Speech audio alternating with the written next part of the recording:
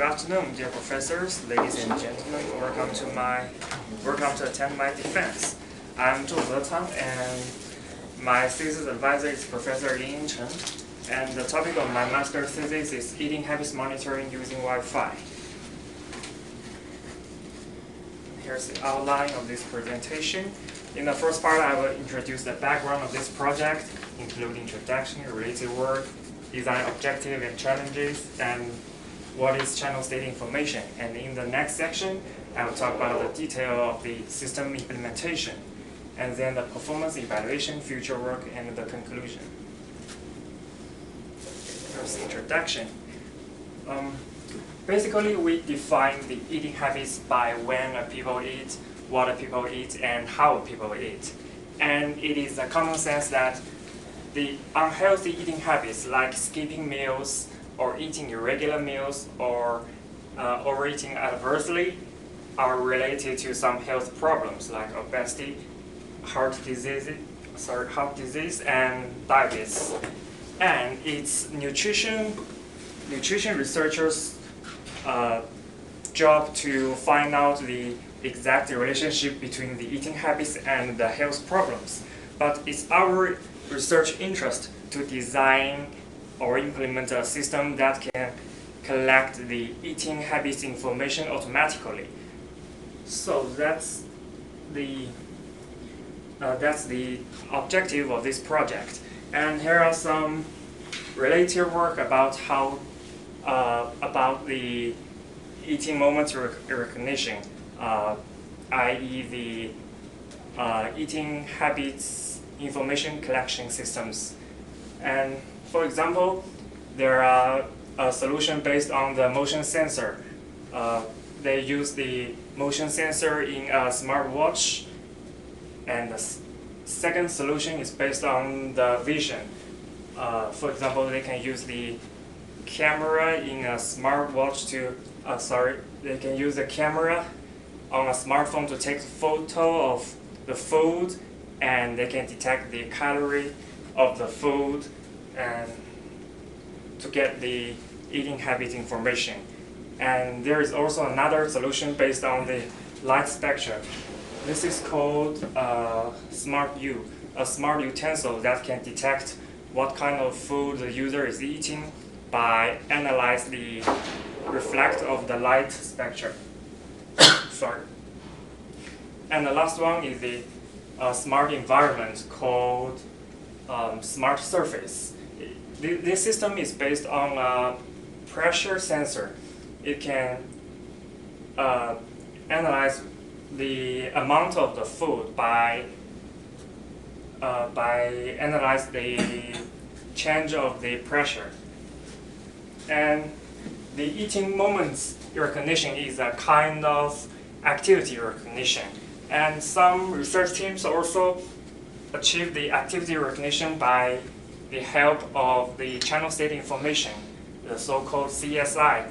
They can use CSI to detect the vital signs like heartbeats and breathing, and they also implement a system,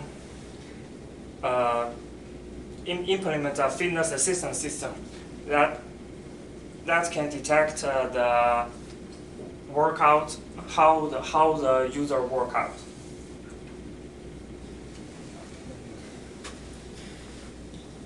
And so the design objective of our system is to recognize an eating activity using Wi-Fi. And to achieve this, we first have to distinguish between eating and non-eating activities. And the second step is to classify different eating motions.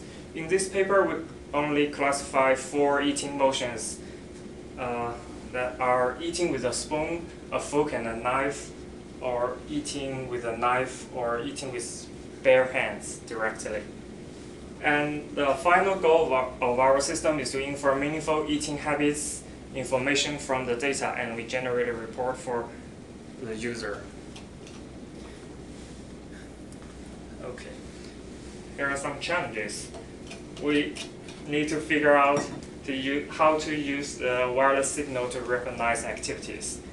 And we also have to deal with the signal denoise. because time domain analysis always suffers from interference and noises, something like that. And our solution is to use the channel state information, which can be extracted from the Wi-Fi signals directly to capture unique patterns of the different eating activities. And then we will segment independent actions with the help of spectrogram analysis, and then extract their unique features for the SVM models. Okay. Let me introduce the channel state information for you.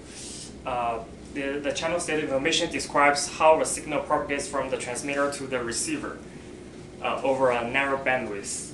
In the 802.11n standard, over a 20 megahertz channel, a Wi-Fi system is partitioned into 56 subcarriers, and each subcarrier contains different amplitude and phase information, which could be considered as a narrow bandwidth channel. Okay. And here's the formula that describes the relationship between the transmitted signal Xi and the received signal Yi. The I belongs to 1, 2, 3 to S, where S is the number of the subcarriers, and the Ni is the noise signal. And here, the Hi is called the channel matrix. It's a complex matrix. It is also known as the channel state information. So for a frame we received, we can get a 30 by the number of antennas in receiver by the number of antennas in transmitters matrices, where each entry in any matrix describes the channel state between a transmitter and receiver antenna pair at a specific OFDM subcarrier frequency at a particular time.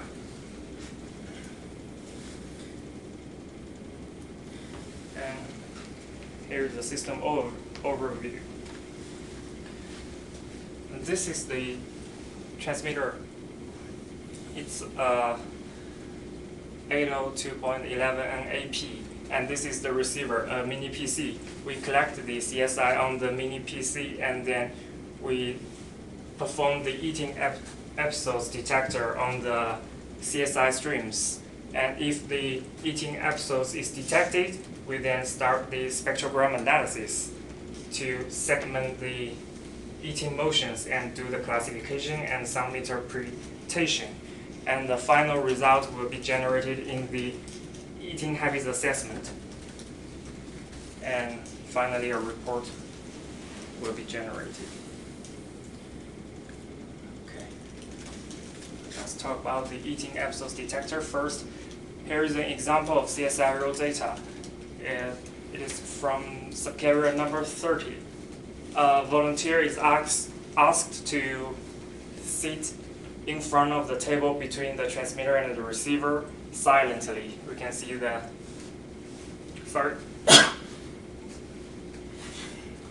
we can see the figure here. The volunteer is sitting silently, and then he starts to comb his hair, and then he stand up and work for a few steps, and then work back and sit down. After that, he starts to eat with a fork, and he repeats this action for several times, and then put down the fork and keep sitting silently. Here's an example of the CSI raw data. And in the very first beginning, the idea to distinguish between the eating and non-eating activities is to find the repetitive patterns.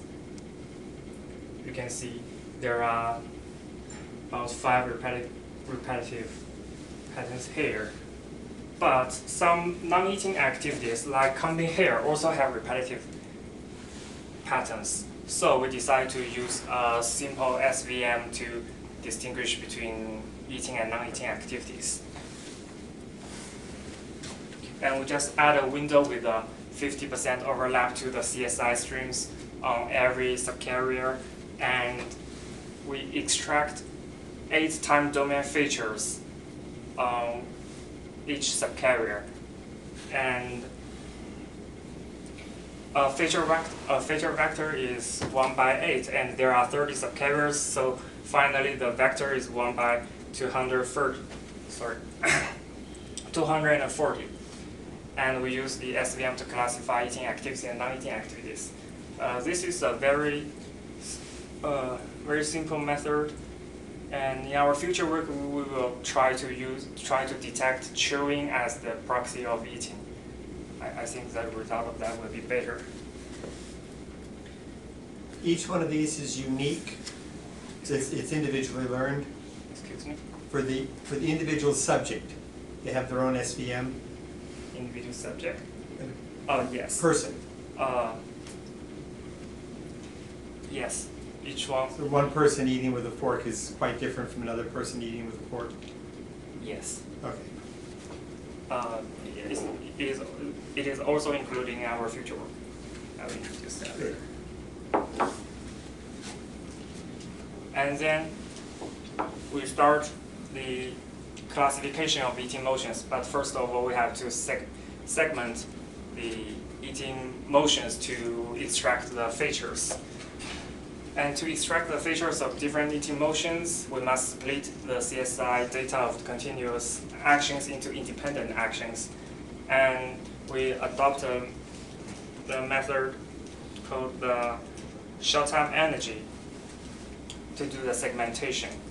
And the steps are, we first do the spectrogram analysis and then calculate the power spectral density, and the last is the short-time energy. And here's an example of eating with fork. It is also the CSI raw data from the subcarrier number 30. We can see there are repetitive patterns in this figure, and our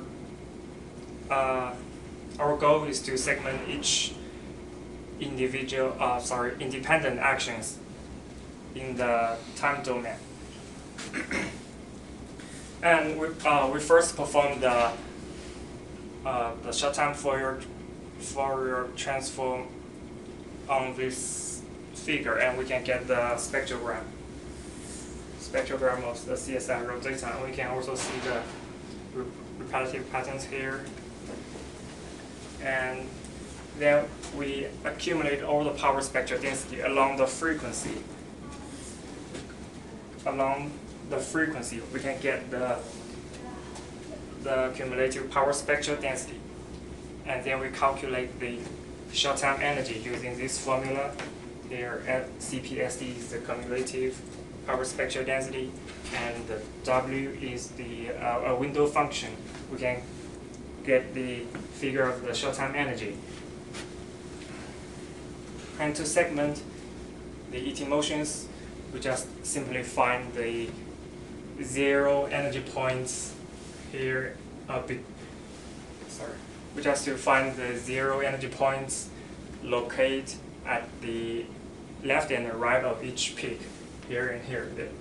We can see that there are 7 peaks, so there should be 14 0 energy points. And the final result is this figure. Each 0 energy point is marked as the red point. Here we can see this is the first segment, the second one, third one, so on. And a segment is an independent action. And then we extract the features from each segment. Here are the 8 features we are going to extract. And for each segment, on each subcarrier, we can get a 1 by 8 feature vector. And for a segment on 30 subcarriers, we can finally get a 1 by 240 feature vector. Okay.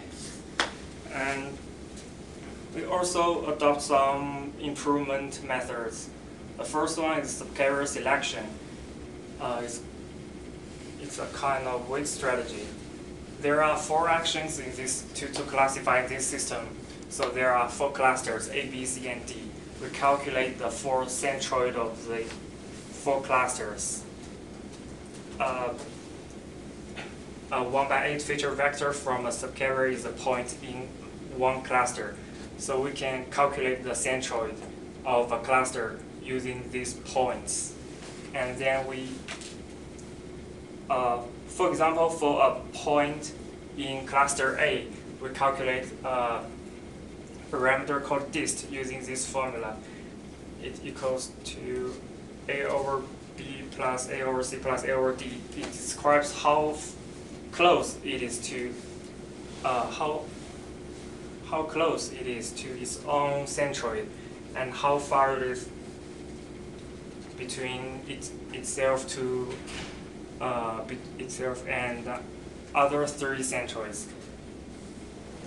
And the 10 subcarriers of an independent action that has the lowest dist, we will increase its weight by 1, and we repeat this progress for all the points. And finally, we can get 10 subcarriers that have the highest weights, and that's the 10 subcarriers that we want to select. And finally, the input vector will become 1/80 because we only want to use use the features from these 10 subcarriers. So the input vector will become 1/80. Sorry.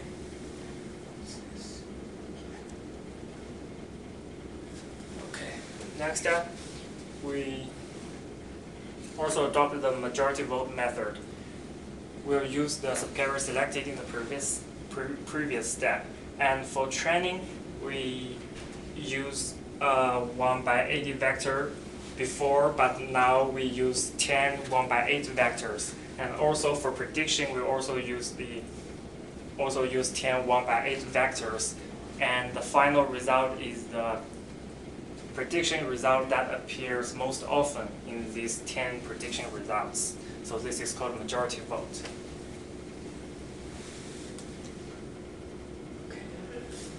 And the last part of the system is eating habits assessment. We can infer some meaningful information like when people eat, for example, the start time, end time, the duration, and how people eat. For example, the utensils they use and the eating speed. We can infer this meaningful information from the data we get in the previous step. And finally, we generate a report of eating habits assessment. And there are 2 parts of the report. The first part is some facts. It will tell the user how many times does the user eat in a day and when a meal happens and how long it lasts.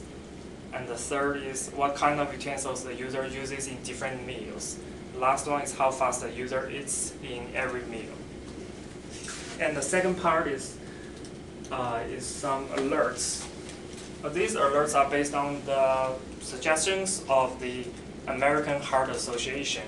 It will alert the user when, for example, if no meal or snack happens before 10 a.m., the system will think that the user skips the breakfast.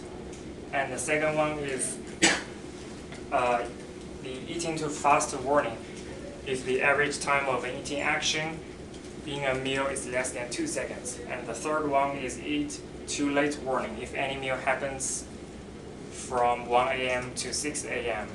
And the last one is eat time slot warning. If meals and snacks are not limited to a 12-hour slot in a day.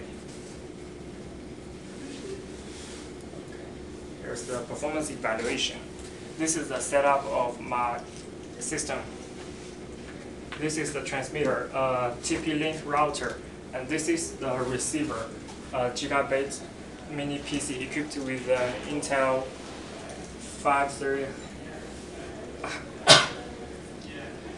5300 the network interface card, and 3 6 dBi external antennas. And the distance between TX and RX is 84 centimeters.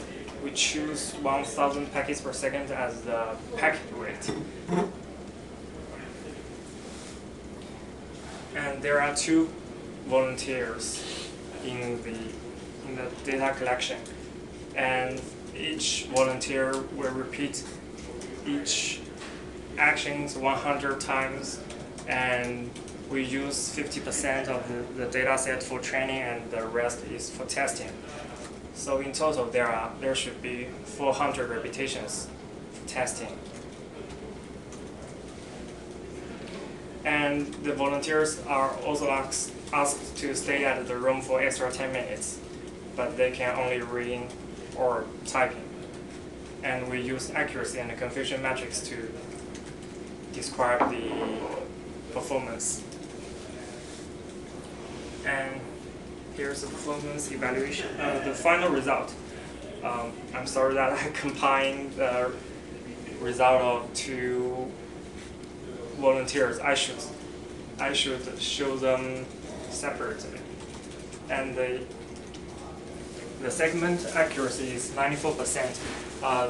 As mentioned before, there are 400 segments for testing, but only 376 segments are detected. And the classification result is shown in these confusion metrics. The overall accuracy is 91. It's about 92%. And just to remind you, too many decimal places.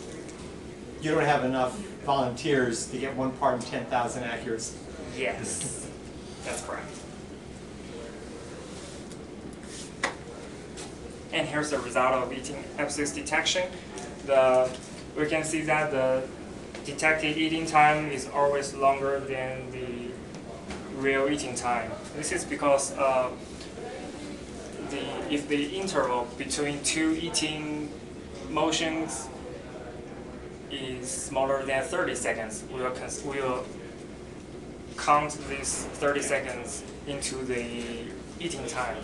So it's always longer than the real time.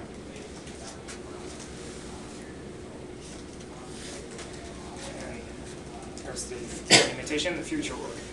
This system can only provide coarse-grained diet inference based on what kind of utensils the user eats. So we need to provide more fine-grained information about users eating, such as detailed information about what they eat. Maybe some other techniques like, for example, we may use a camera to collect more information for the system. Maybe only using Wi-Fi is not enough. And in our future work, we will also identify different people and generate a personalized report. And third one, we'll try different setups. For example, we'll use mobile phones or IoT devices in the system instead of using a mini PC.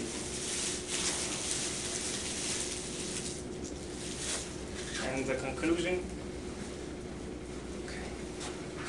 In this system, in this project, we implemented a system that can recognize an eating activity using Wi-Fi.